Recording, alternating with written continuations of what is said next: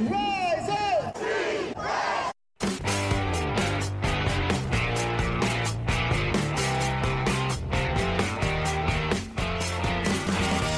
This is the Rise Up See Red podcast, all about the Arizona Cardinals and the NFL, featuring insider and outsider perspectives. Enjoy the best hour of Cardinals talk on the web. Now here are your hosts, Jess Root and Seth Cox.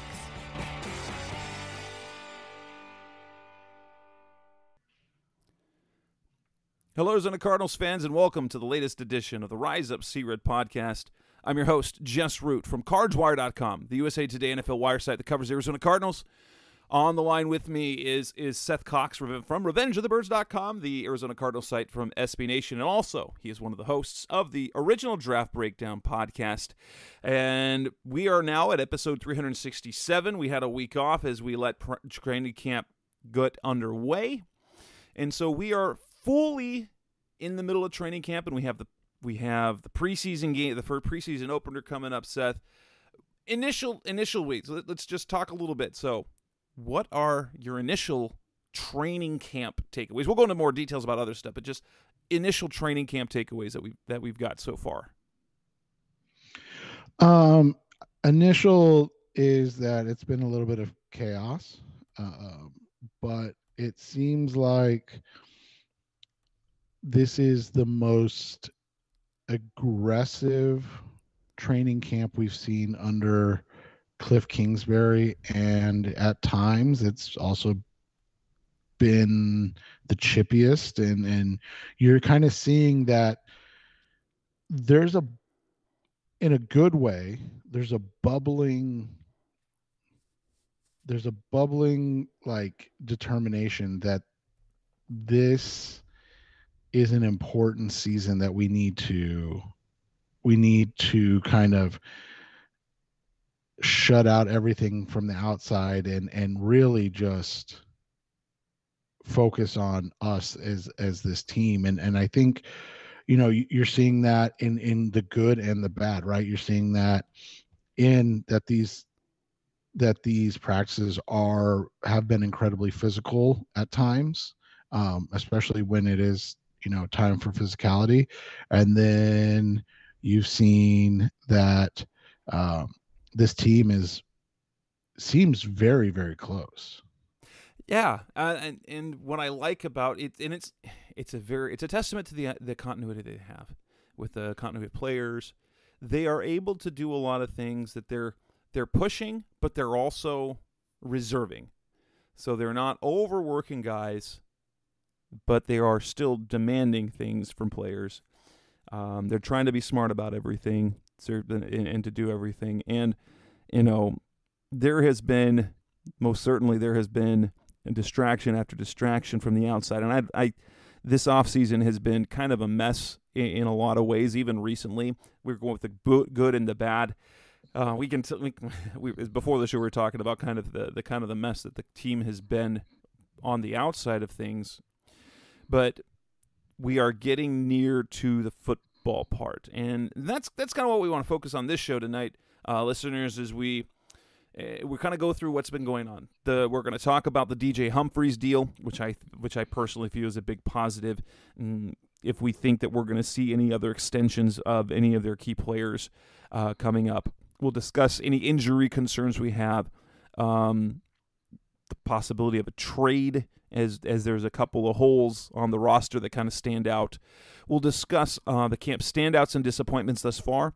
And as looking ahead to the preseason matchup, the preseason opening against the Cincinnati Bengals is Friday night, who the players are that we think will stand out. So let's go ahead and jump on this, starting with the DJ Humphries deal. Unlike the Kyler Murray deal, which we were waiting for, the DJ Humphries one snuck up on us. Now, we had a suspicion that maybe there was a kind of a hold-in with the time that he was on the sideline with quote-unquote, air quotes, GI issue, stomach issue. But then, boom, the extension comes out, and the numbers come out, and it makes him, like, in terms of contract terms, the number 3 offensive tackle in terms of average salary per year in the NFL. One, how surprised were you at the deal, and what did you think about the deal initially? I thought it made sense. I mean, I know people get really caught up in this APY stuff, and it's tough to look at things and be like, DJ Humphries the third, and then you look and you're like, why is he making more than David Bakhtiari or the guy in Baltimore, Ronnie Stanley, or these guys that have been Pro Bowlers and All Pros, and it's like, because those guys signed 3 years ago. Like, that's just how contracts work. Like, I get it. It seems like a lot of money, but next year it's going to be $25 million a year for a top 8 left tackle, and then the year after that it's going to be $27 million a year, and then all of a sudden DJ's number in his last year of his deal is going to be outside of the top 10, and people are gonna be like, oh yeah, it was a good deal, because that's the thing, is like all this stuff shifts now. Maybe it'll shift back, and then be like, well, they overpaid, but at this rate, the rate it's going, it's just going to continue to shift up and trend upward. I thought it was necessary, man. You and I've talked about it. Josh Jones was really the only guy under contract. I mean, Rodney Hudson technically is, but like, we've obviously seen that we're not sure. It's a year-to-year affair for him at this point. Yeah, and so getting DJ locked in, knowing that you probably are going to have Josh starting at right tackle as Kelvin ends his very good career, and then you're playing the waiting game with Will Hernandez too. Like, Hernandez, I know we're going to talk about this in a second, but like, Hernandez is 100% the guy that, like, if he's having a good year, they're going to re-sign him mid-season or towards the end of the season, because that's the thing, is like, this is a 1-year flyer, but also it's like an extended tryout for him to see, audition for him to see if he can get a good multi-year deal. And so that's the thing. So you come in and you're like, okay, now we've got our bookends, and they're both still sub 30 years old, and you've got your quarterback obviously locked up. You're starting to create the nucleus that we talked about, and that this team has had at times, but it's always been like, a wide receiver and a linebacker, or this, like, it obviously Chandler Jones has left the organization, but like, for the first time, it's not just Jones and Patrick Peterson, and even those, like, that overlap was like so short of when both of them were playing at a high level, that like, you never looked at it as like, oh my gosh, they've got an elite pass rusher, an elite corner. And so like, all of that is like, all of a sudden you've got a quarterback and potentially two your bookend offensive tackles. That's a good spot to be in on offense, because all of a sudden, we've talked about it, running back, hopefully the tight end position with Trey McBride will be locked up, but like, the running back and receivers, you can get those guys year to year and have success. Now, obviously the great ones you want to hold on to as long as possible, but like, we've seen Cincinnati like took the next step with a rookie wide receiver. You go to Minnesota, they were able to move on from Stephon Diggs without any issues. Like, and Stephon Diggs is one of the best receivers in the NFL, and all they did was just draft Justin Jefferson and not miss a beat, right? Like, right. And so that's the thing, is like, these premier positions like quarterback and tackles, like, you need to lock those up, and they finally did. And it's just like this is, he's going to end up probably being one of the most successful Steve Keim picks in his tenure, which is baffling after the first 2 years. Right. And this is the thing about DJ Humphries, is I don't think people are talking enough about how significant this is. We're talking in terms of drafted players that the Cardinals have selected. The 2 players in Arizona history where they have made it to a third contract.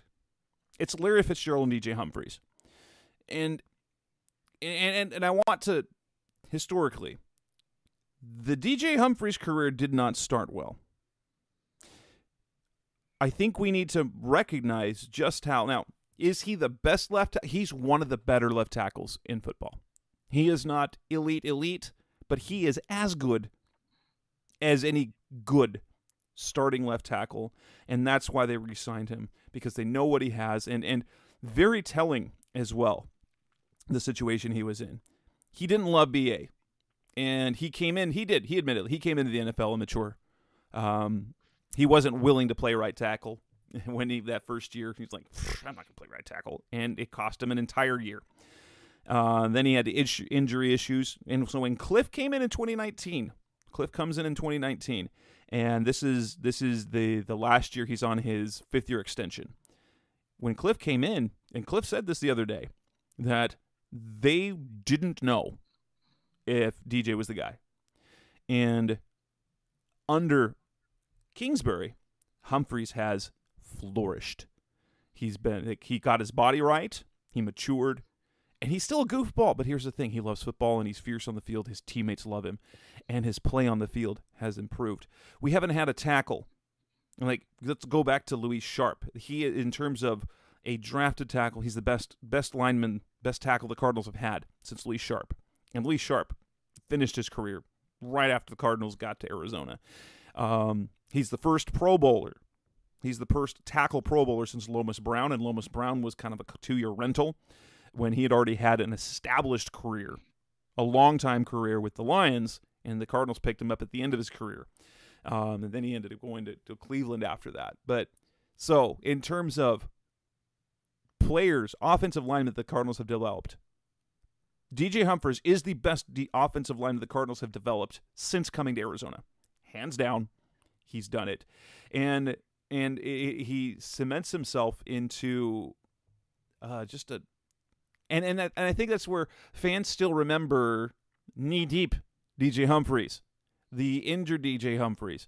Once he made that move to left tackle, let's be honest, he's been very good. And the only issue that he's had since moving to left tackle, let's be honest, was durability. And durability seems to not be an issue anymore.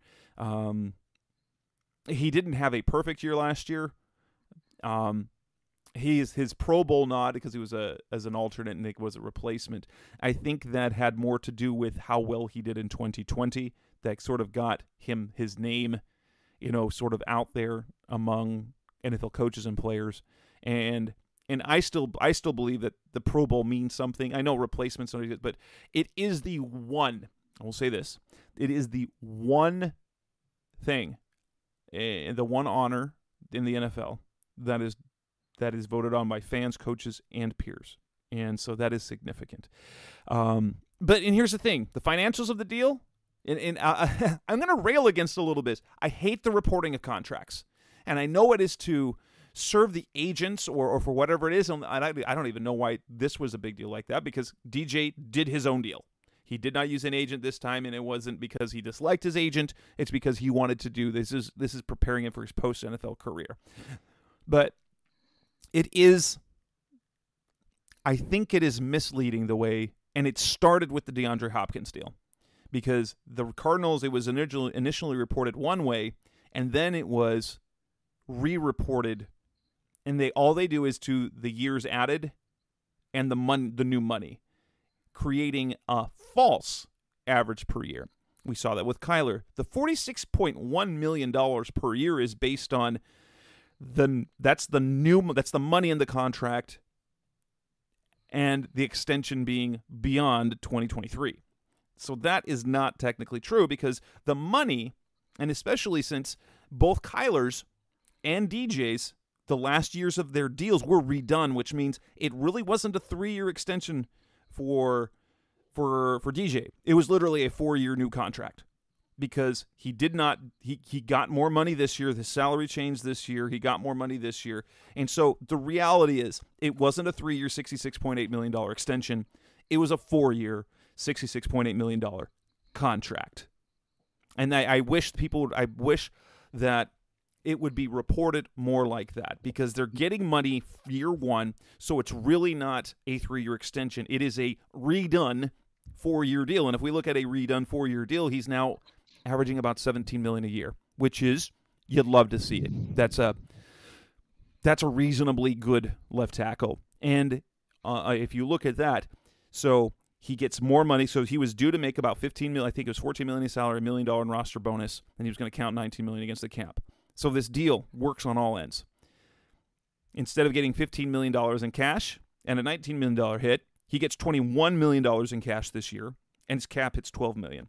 And rather than having just $15 million and then nothing after this year, he gets $21 million this year and the potential to get another. So now we have to think of it this way, because now you're down to $45 million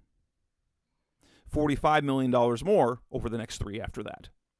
And so I think it's the way that reporting about contracts has become a bit disingenuous. That's how they use it for rankings on things like that, and it's good for agents, whatever. But it's misleading. It's disingenuous because it was not really a 3-year, $66.8 million contract extension. Yes, it extended his contract by 3 years, but it was a new 4-year, $66.8 million contract, basically. So that's, and I think I see no negative in this because it got him more money, it got him more security, and it relieved the cap situation for this year, which was almost unnecessary. Now they haven't done anything that with the cap situation, but that remains to be seen. It was a win-win deal. They know what they have. He's playing at a high level, and it gives them continuity on that line. And the way it's structured, they can get out of that deal reasonably okay after 2023. Yeah, and that's what I mean. That's, again, to your point. Like, that's why you look at things and you say this was a smart thing to do. It put them in a position where they're going to have success and have a guy that they can trust for the next 3 years, and that's in the Kyler, during the Kyler extension. And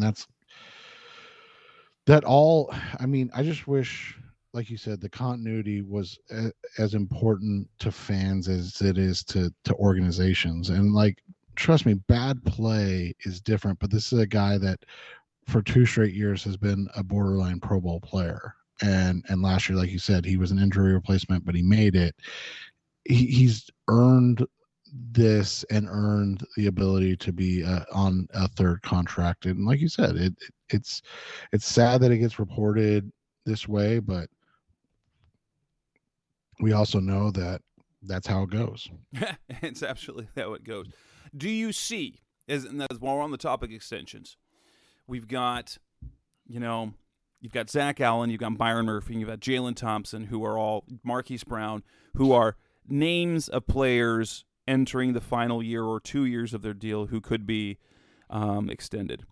Do you see any of those players, now that we've got some cap space? Now, I will say about any of these players signs an extension, their cap number increases this year.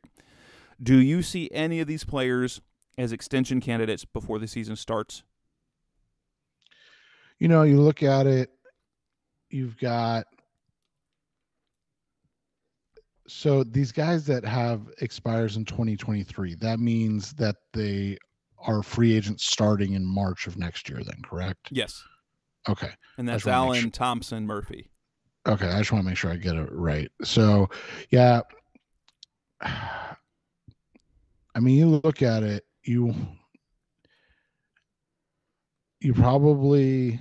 I would probably start. Yeah, I mean, it's tough. You probably start with Thompson because he's been the best player. Murphy, like you said, more important position, but Thompson's been the best player. Allen would leave the biggest hole. Yeah, Allen or Murphy. I mean, let's be honest, neither of those positions are. The other one that's interesting, and you didn't mention him, but Marcus Golden. That's true. Absolutely. Because they don't have anything. I guess they just took Sanders and Thomas, but, like, wouldn't you want Golden back for like one more year at least of that?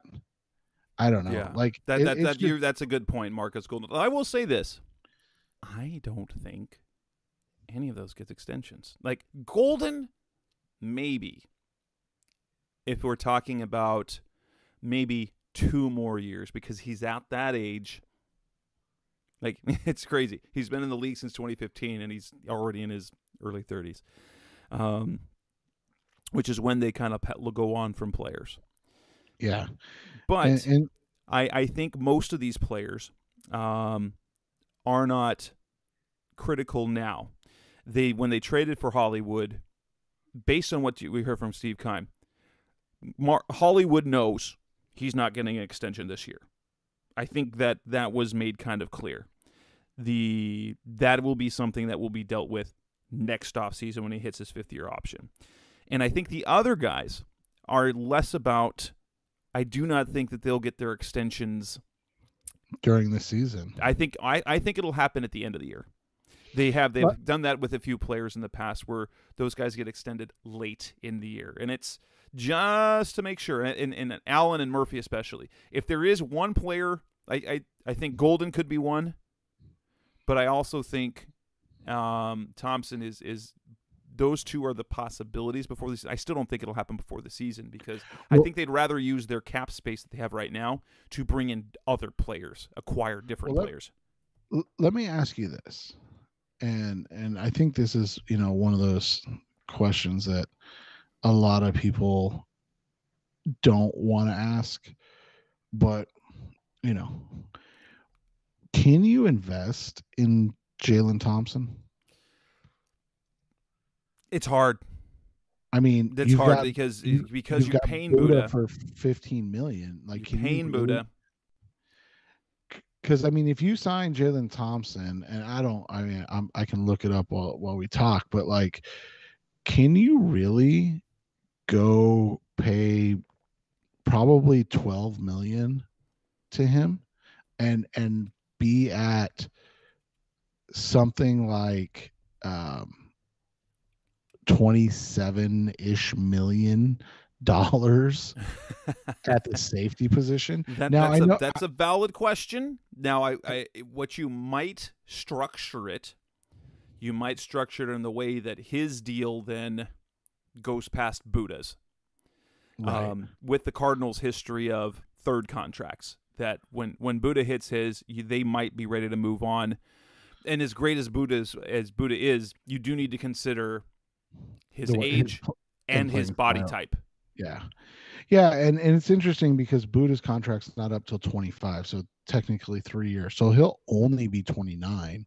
But you look at it, Jesse Bates just got 13 million. Justin Simmons just got over 15 million.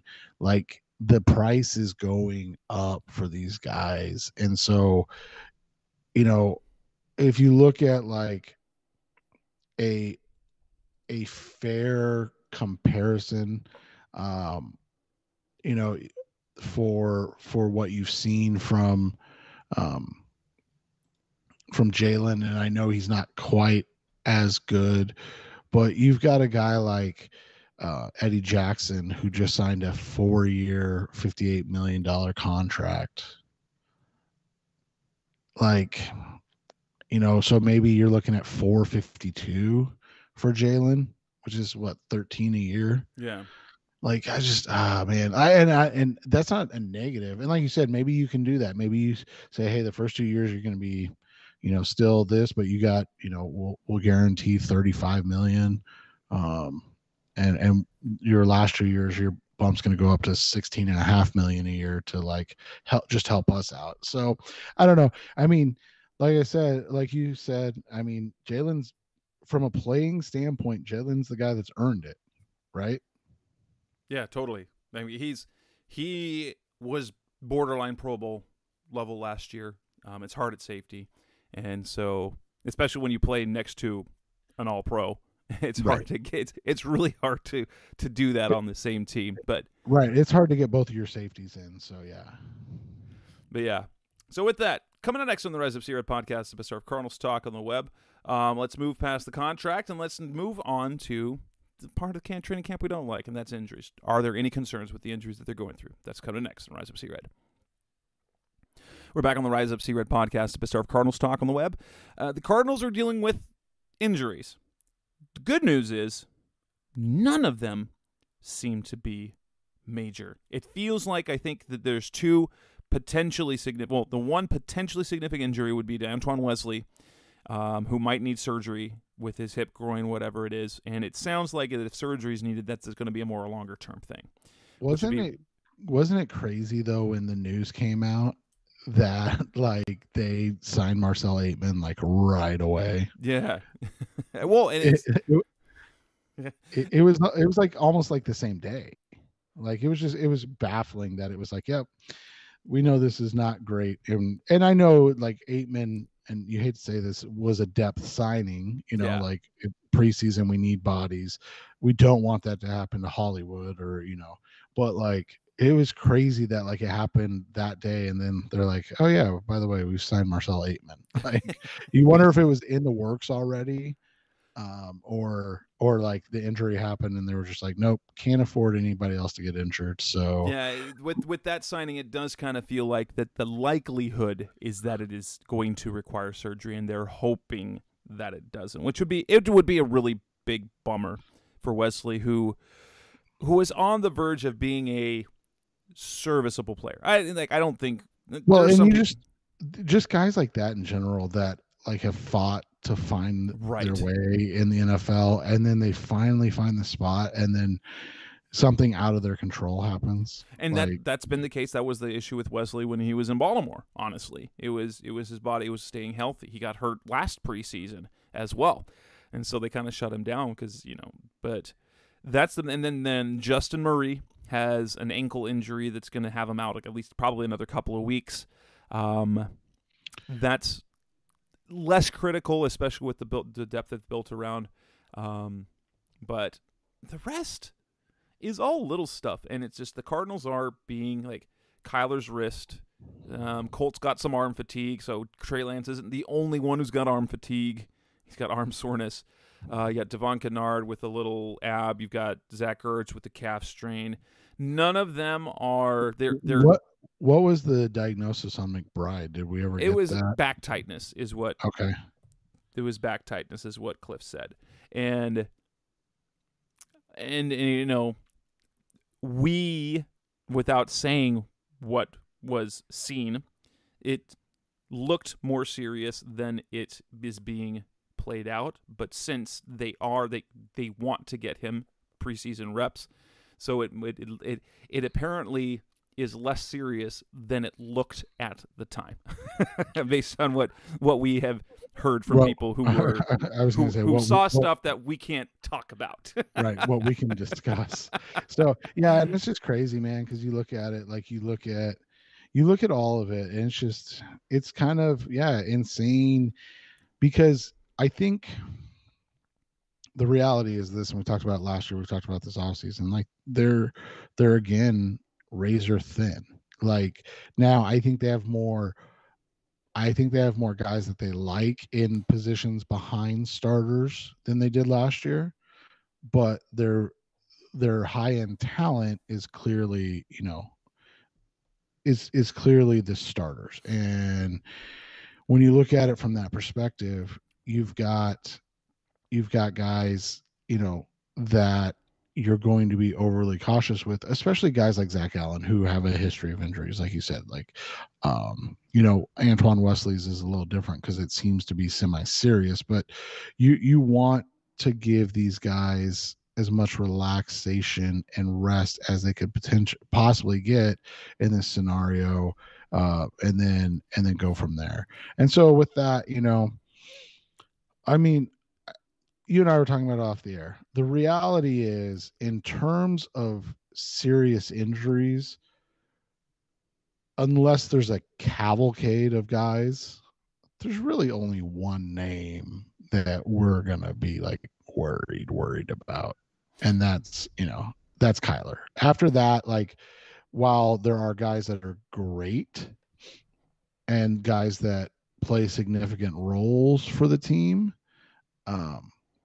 everybody else is at least replaceable for a certain amount of time. Now, yes, it could change things, and they've done their best to make sure, like, being without DeAndre Hopkins isn't felt the same way like it was last year.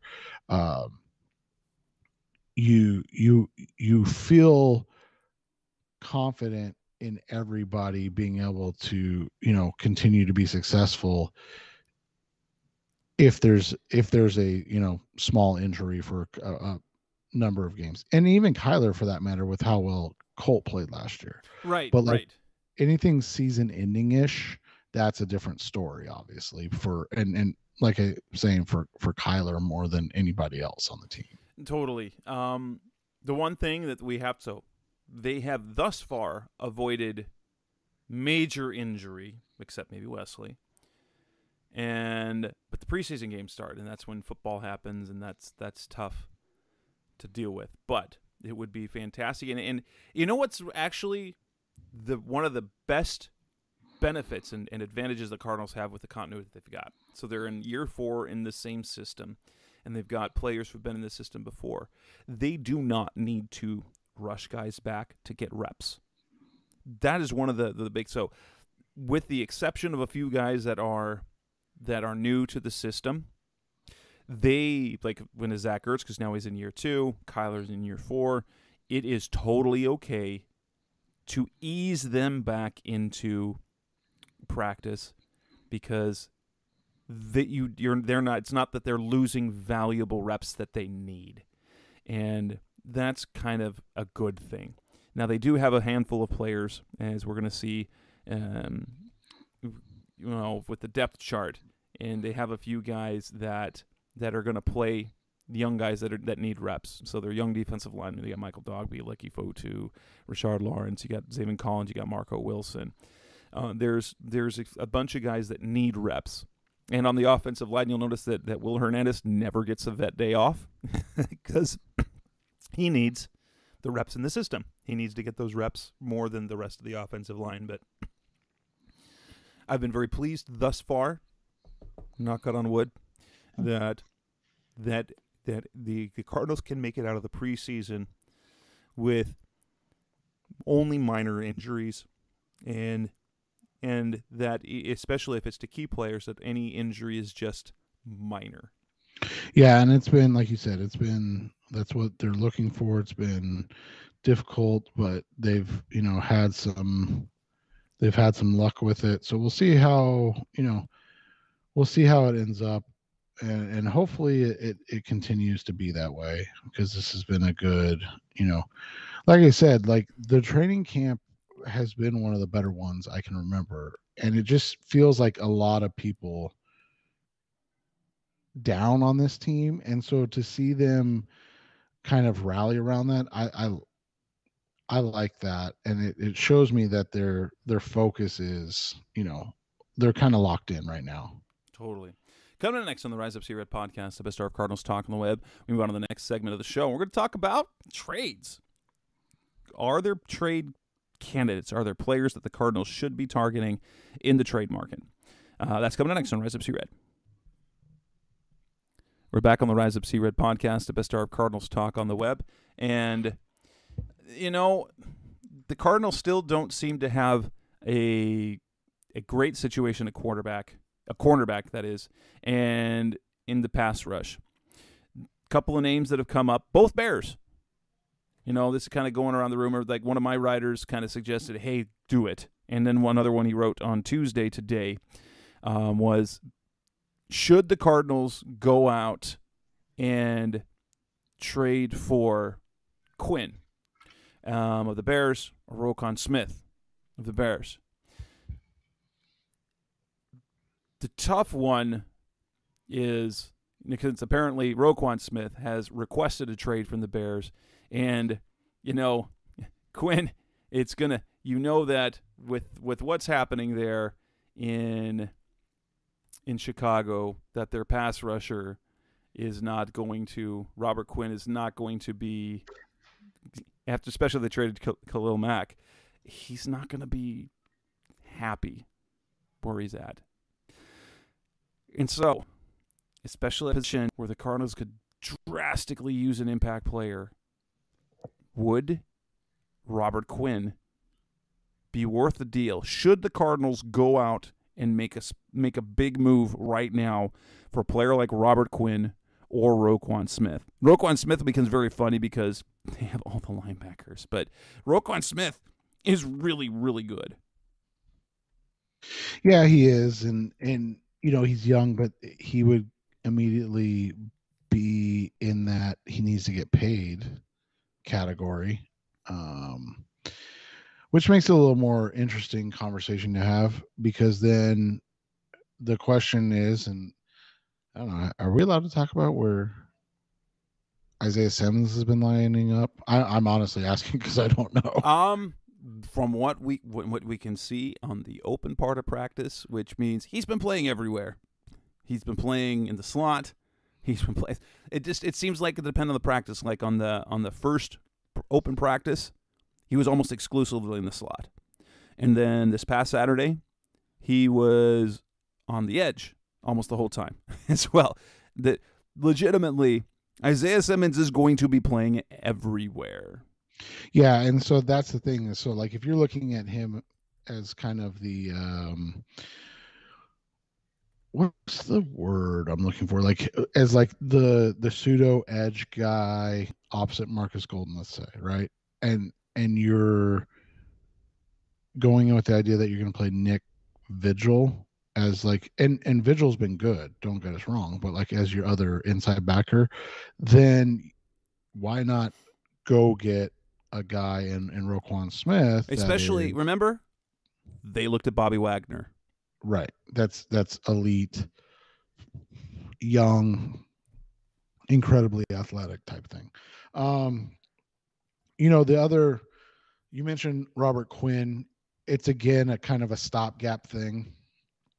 I don't think I don't think it would be a bad idea, but like, and obviously when you're talking about going for it, that's part of what you do. But he's 32. Like, what's his salary's contract? Not bad. He's got 12. He has no guaranteed money left. So he's got 12.8 this year, 13.9, and then 12.9 thereafter. But so, in a trade like that, so you could, now depending on how much it cost you in like capital, like draft capital, if it needed to be, it could be a 1-year rental, because unless they went and restructured his deal to lower the cap hit a little bit, here, guess what? It's going to be a $12.8 million cap hit, and then they could cut him or trade him with no impact on the salary cap whatsoever.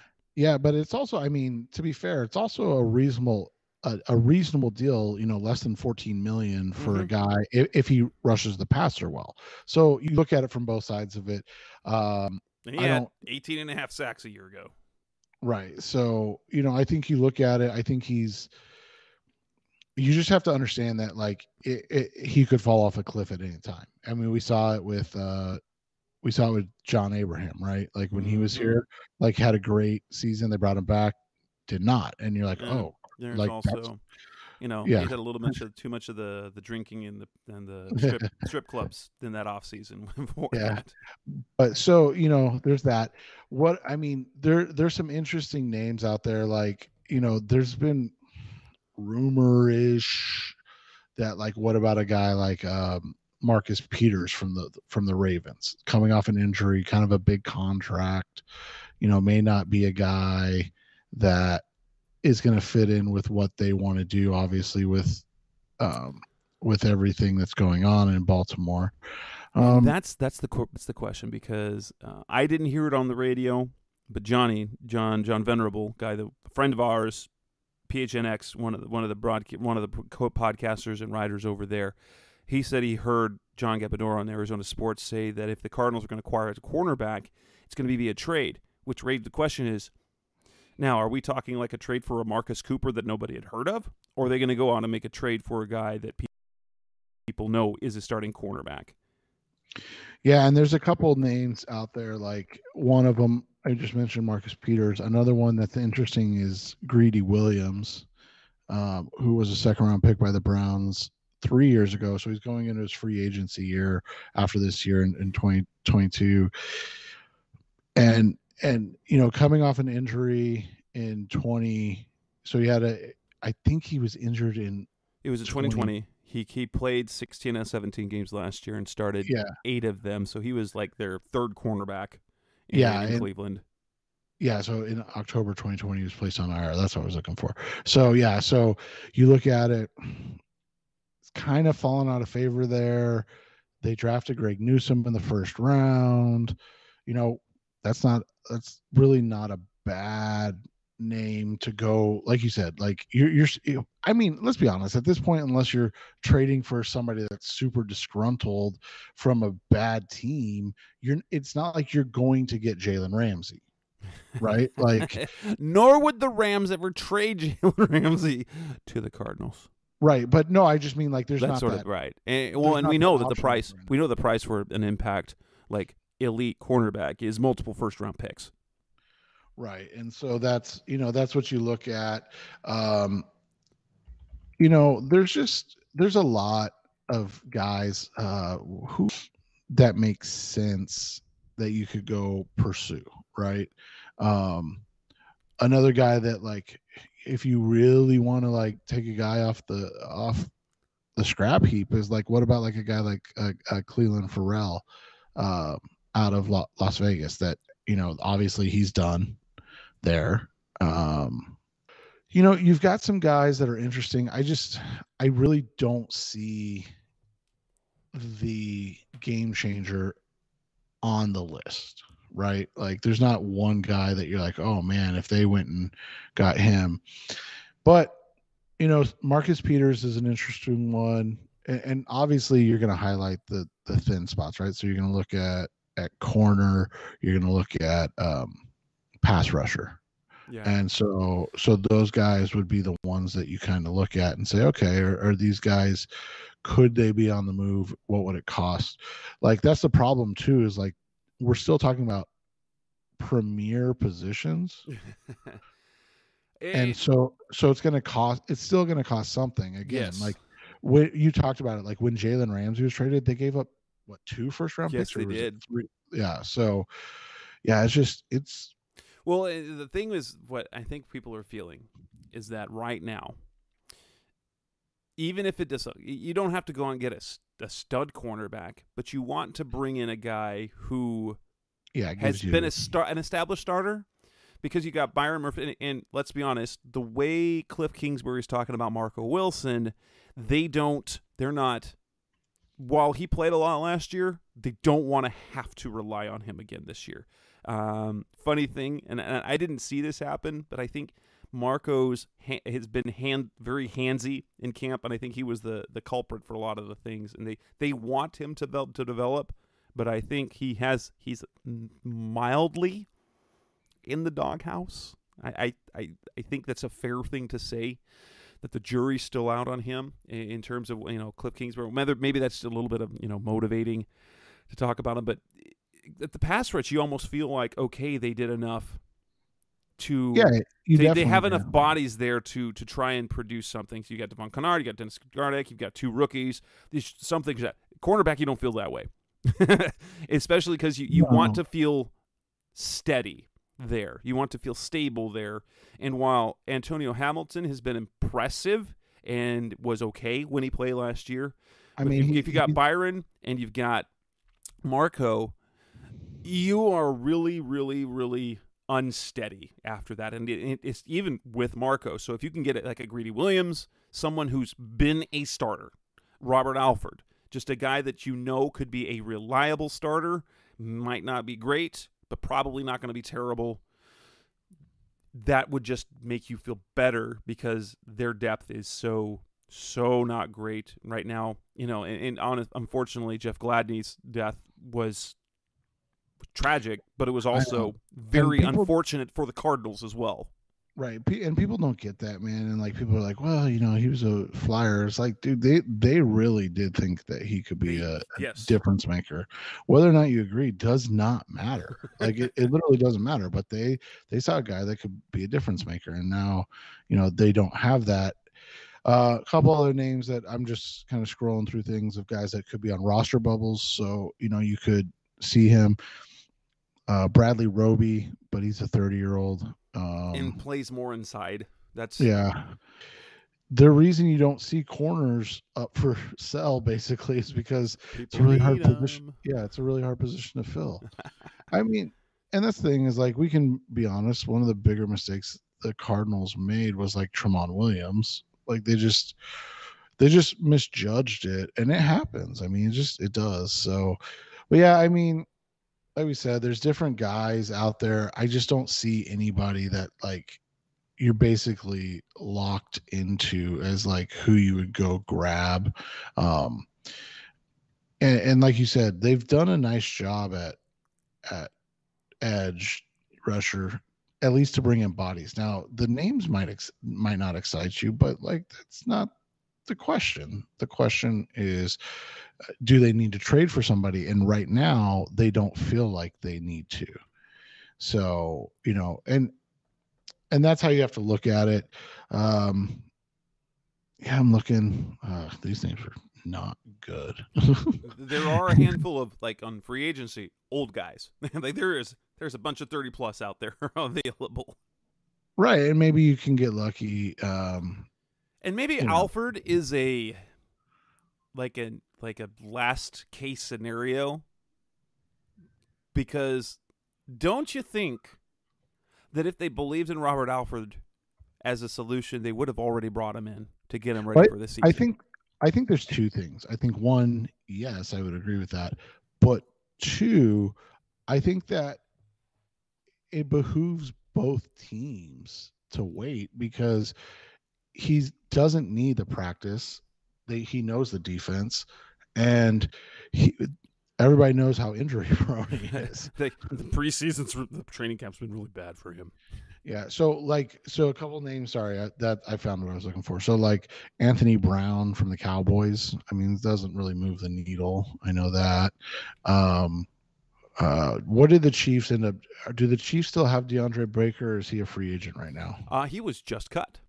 Just cut. So yeah, I mean, so Baker is a cheap flyer. He hasn't worked out in New York or Kansas City, but like there are a lot of parallels to Jeff Gladney. Right. Late first round pick, legal issues that got cleared up. Only he has played since then. That's the difference. He just hasn't been impressive. Yeah, Anthony Brown would be an interesting. He's got a little bit of physicality to him. He's got. He doesn't give the great length, but he's more like what Jeff Gladney was. 71 tackles. He had 3 interceptions. Lots of hands. Like got hands on a lot of balls. 17 pass breakups. Yeah, and then like one other one that I saw was Cameron Dantzler, who's with the Vikings right now. And you look at they got those young corners that they brought in this year in the draft. and so that's kind of what you're looking at is like who are teams that brought in corners, and then like who was their corner. And obviously if you brought in guys to replace them, they're not great, but at the same time, like they Peterson might be better than what you got here. Right.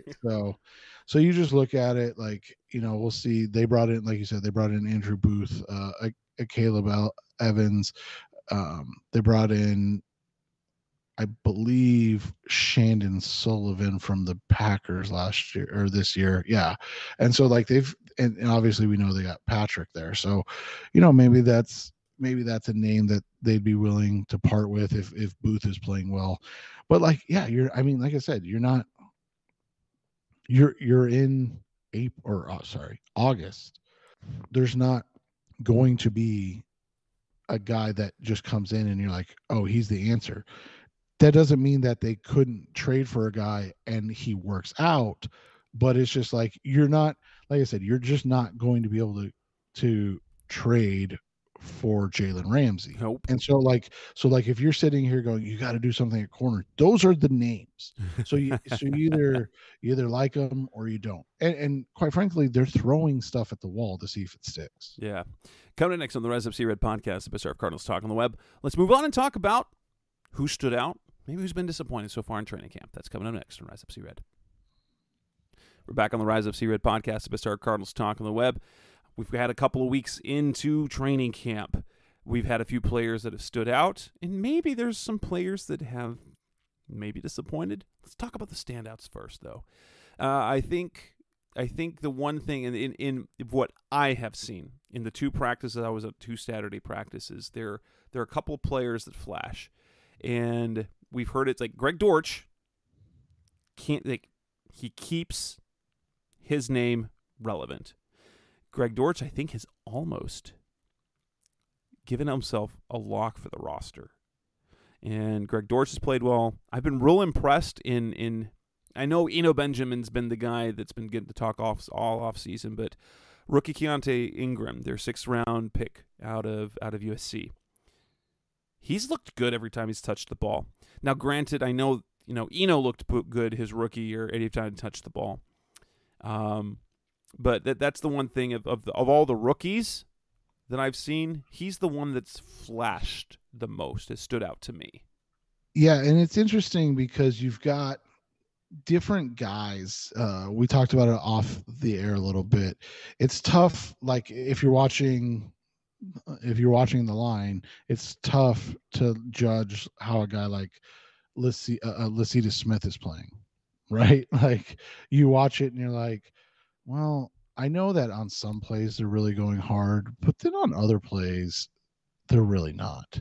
And so you look at it and you're like, well, it's tough.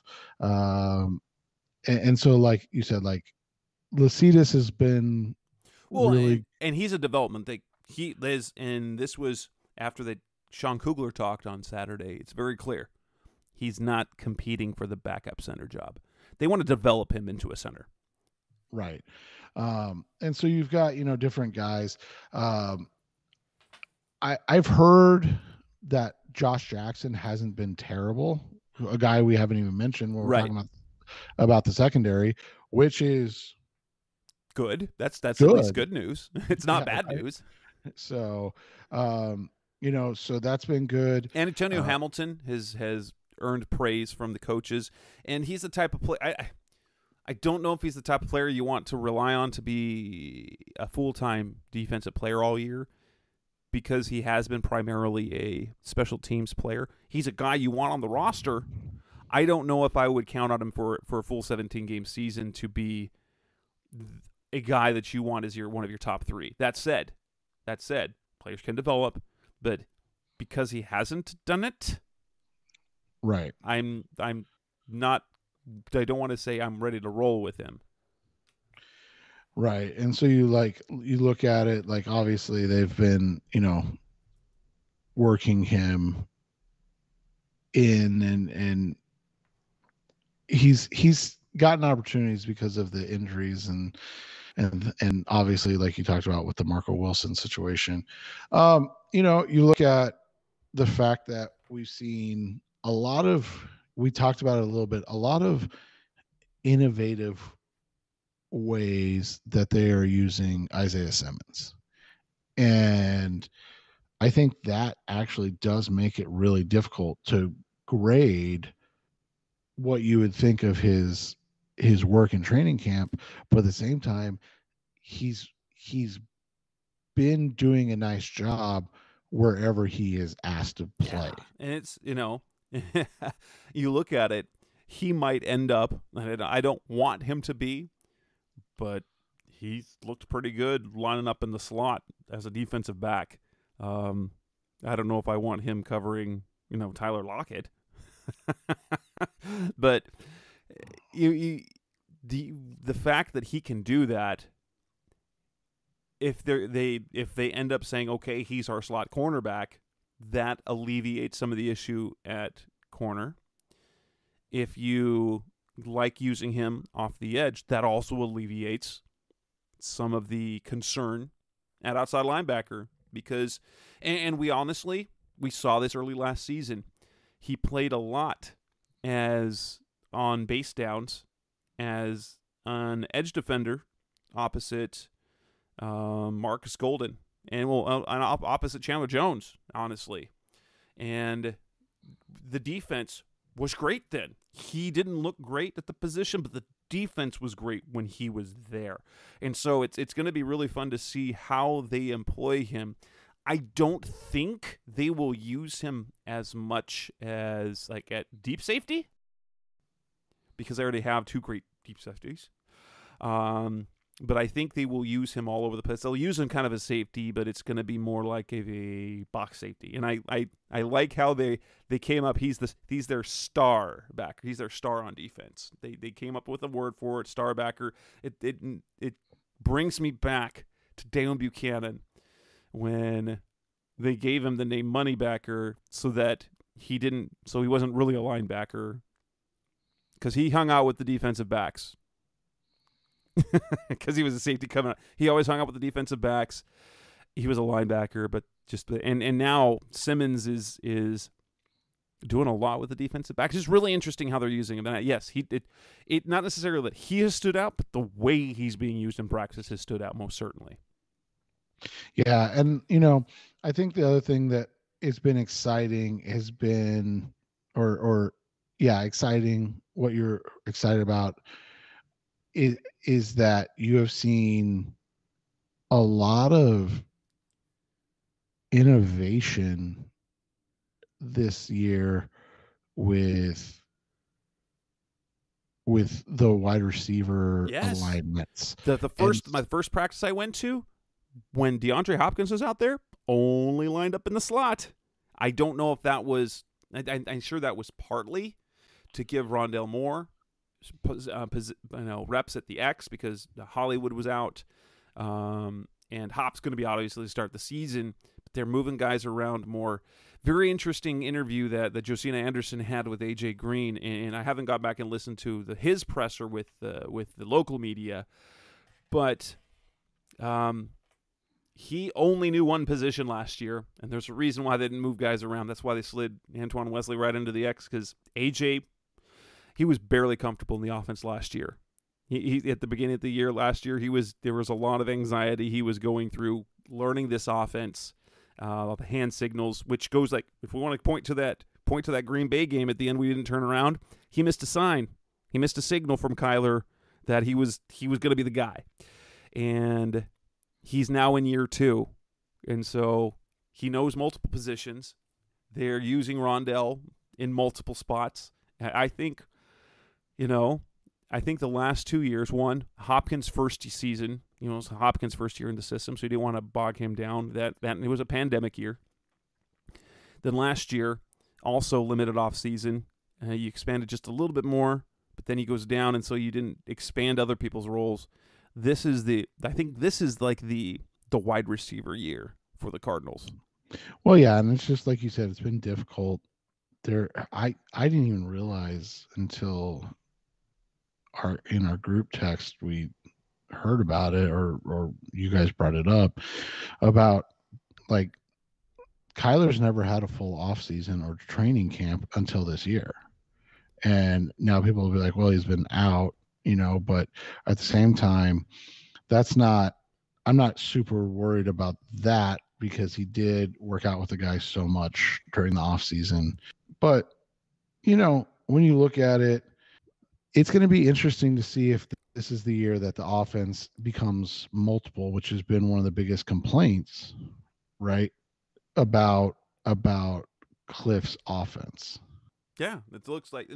In terms of other players, Breon Borders, I don't know what he's going to do, but he stood out to me in terms of his physicality. I don't know if he was a little too physical in some cases. And I think of the rookie, like Cam Thomas has not stood out yet. Myjai Sanders, however, has. And really kind of, he looks, that was a pick that a lot of people scratched their head because, you're drafted an edge rusher who had 2.5 sacks last year. They might have had something there. He looks good coming off the edge so far. And I think he'll get playing time before Cam Thomas does, is what it looks like this year. Yeah, it sounds like they've been really happy with Myjai and what he's brought to the team. And that, I'm not surprised about the Cam Thomas thing. Myjai's at least stood up and done it. Yeah. Cam never has. So, you'll watch it. I think like the disappointments are tough. Everybody's going to go with Marco, and that's just because that's the one thing that we've gotten from the coaches, right? Yeah. Like, that's the one, like, oh, well, it's, the coaches are worried. Well, I mean, maybe, and maybe they are. I don't know, but the reality is it's a very long training camp and off season, and the same coaches have really bragged about kids before, and then been wrong. So you look at it from that perspective. Maybe Marco's disappointed a little bit based on just that he hasn't grown as much as you were hoping. Interesting, though, Vance Joseph doesn't seem to echo that. That's more a Cliff thing. When Vance talks about Marco, and people, like, he was asked, does Marco need to have a good camp? Like, I don't know why Marco needs to have a good camp. He played well last year as a rookie. Like, even his downs, they were near misses. Like, they were contested plays. It's kind of interesting. Maybe he came in a little. He just needs to prove it, I guess. I think if there's one player that this disappointed, and I don't know if it's necessarily a disappointment, but I mean, it came more of the opposite. That's Hollywood. And it's not because he's been disappointing. It's just we haven't seen him. We haven't seen him, and then he does. And then he goes, what the frick, 126 miles an hour? What are you doing? It was stupid. Like, whether or not there anything more to it, it was dumb. And so, yeah, Hollywood's been disappointing in that sense. You know what? I think it's been a little, and again, I'm not disappointed, but I think it's a little disappointing that we haven't seen a ton of Kyler out there with Hollywood, because obviously the Hollywood situation, and then Kyler getting COVID, which is unfortunate, but it is what it is. Caught COVID after he hurt his wrist, so Yeah, allegedly, all of it's allegedly. I don't believe anybody, but yeah, it's just interesting. I'm trying to think of anybody that's like really disappointed. Like we said, the Trey McBride semi-injuries disappointed. I think we've been more disappointed about the availability of players than performance. I think that's the best way I can explain it. Yeah, I think that's the best way to describe it as well. And part of that is the Cardinals are being cautious. They're super cautious. And I think this is a league-wide thing. Preseason reps with 3 games are almost going to be limited to young players. And that's it. Young players or players new to the scheme. And not even all the players that are new to the scheme. Hollywood's not going to play much of the preseason. Hopkins not going to play in the preseason. Kyler's not going to play in the preseason. Like, of the significant contributors that we might see play, we're looking at the rookies. We're looking at Will Hernandez. We're looking at the young defensive lineman the Cardinals have. We're looking at Zaven Collins. We're looking at Marco Wilson. Everyone else, they're guys battling for the roster. Yeah, they really are. And it's interesting because I think some people would be like, well, isn't it disappointing that Nick Vigil's getting so much playing time? Well, he's not replacing Zaven Collins. Nope. They're just moving Isaiah Simmons around. Now, if it ends up being that they're replacing him, then that is disappointing. But we haven't seen that yet. No, and by all means, what we're seeing is that Zaven is playing the mic. He's just not making the calls. That's JT who's making those calls, and Nick Vigil is playing Isaiah's spot from last year, or was essentially playing the Tanner Vallejo role. Right. Interesting thing. I'll give the depth chart. I know we were going to talk about I didn't put the depth chart. But there was one thing that I found that was interesting about the depth chart. Of anything else, Tanner Vallejo at the back of the depth chart, like, it looked like he was a lock for a roster, and I wasn't sure he was going to lock for a roster because he's at the very back of, like, with Isaiah and Nick Vigil as the guys who are not going to play. I'm like, oh.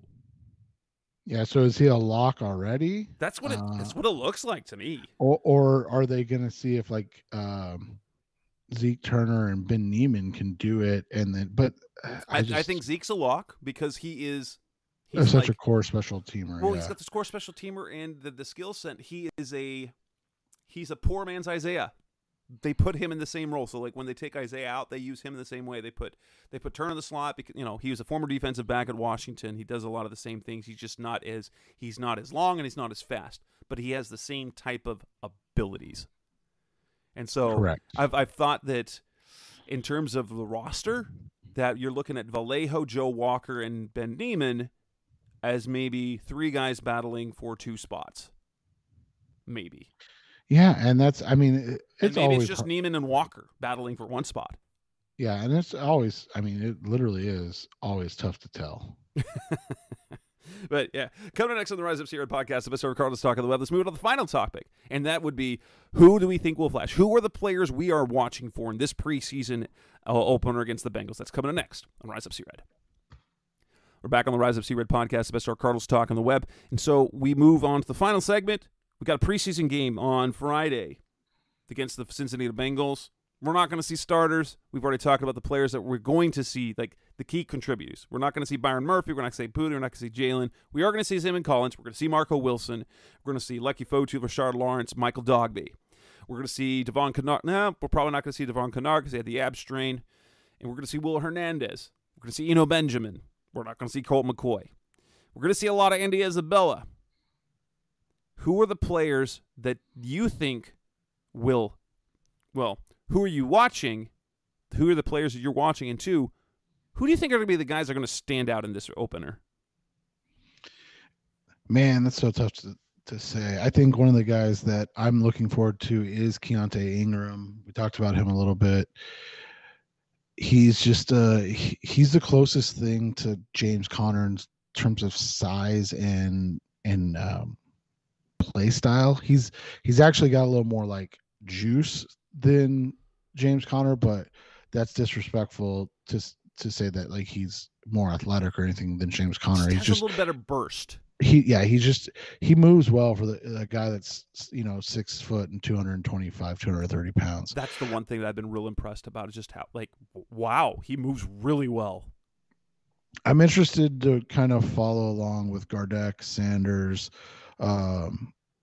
Dimikije, and Thomas. I want to see who flashes, like you said, like who's the guy that shows up and brings some pressure.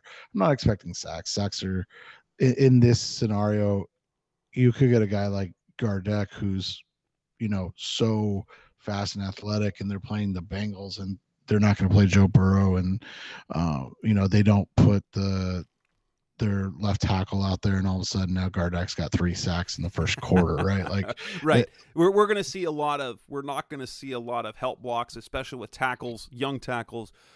Show us what you can do, big boy, and see if you can. That's what the Cardinals are doing. They're going to have Josh Jones and Josh Miles out on an island.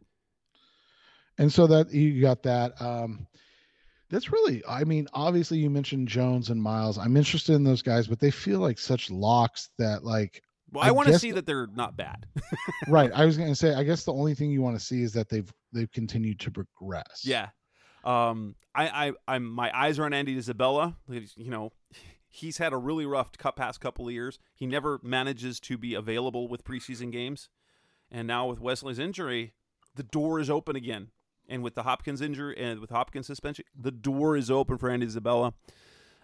Greg Dortch, I think, is going to flash because he's flashed every time we've watched him in every opportunity he's had. And I think Keontae Ingram's going to be one of those guys that flashes. In terms of other things, who's going to think? I think it'll be fun. I think Trace McSorley will be fun to watch because he's a little crazy. He's got a little like Baker, Johnny Manziel. He moves really well. And like the sort of excitement that Chris Strevel brought, only a better quarterback, I'd say. And then on the back end, like I want to see Marco play well, and we want to see Josh Jackson. I want to see these guys play. Like I think here's the thing. I think Josh Jackson will look really good. You know why? Yeah, because he's got experience. He's going to be playing against second or third stringers. It's like the summer of Blaine Gabbert. Blaine Gabbert looked great. You know why? Because he was playing against third stringers, and this is a guy that was an NFL first-round pick. He should have looked good. He should have been the best player on the field. And so, I want to see I think Myjai Sanders if I have to pick, is probably going to guy of the pass rushers that's going to flash because he is the most pure speed guy. So he's the guy that he has the get off to beat guys. Demikage, not super doesn't have elite athleticism. Cameron Thomas, he's still trying to he can move, but he's still getting used to playing with his hands, playing standing up, with a 2-point stance. And I'd like Zaven to be all over the field. I don't know if he's going to flash. I think he will flash more in the regular season, honestly. Yeah, I think, again, it's going to be tough for him because I assume he's going to get maybe 2 series. But he had some flashes last year, too, in preseason, if you guys remember. Yeah. You want him to see play. You want Marco to play well. To not be you want Marco to not get flagged for holding. Right. We don't want him to continue to have the issues that he's already had. Yeah, and so just preseason games are interesting now. No longer, because we would always in the previous years, over the years, as it's kind of evolved, we'd want to see the starters look good. We're not getting the starters this preseason. We might get the start. Actually, no, we probably won't get the starters at all. Kyler probably won't play at all this preseason. We'll get the starting offensive line against Baltimore, but we're going to get very few of the veteran starters. We're not going to see J.J. Watt. We're not going to see DeAndre Hopkins. We're probably not going to see James Conner. We're going to see very, very few people of the key guys in the preseason, just because the NFL's changing. It's changing how they're doing it, and so they prepare them for the season differently. And maybe that's a good thing. And they're using all those reps to evaluate the guys below them to give them experience which honestly, if you're not in a new system, I kind of support that, because the preseason, you need to give guys reps who are new to a system or new to evaluate them to be able to decide whether you want them on your team. Yeah, and that's what you're looking at. You're wanting to see how these guys react and play in live fire bullets against not their teammates.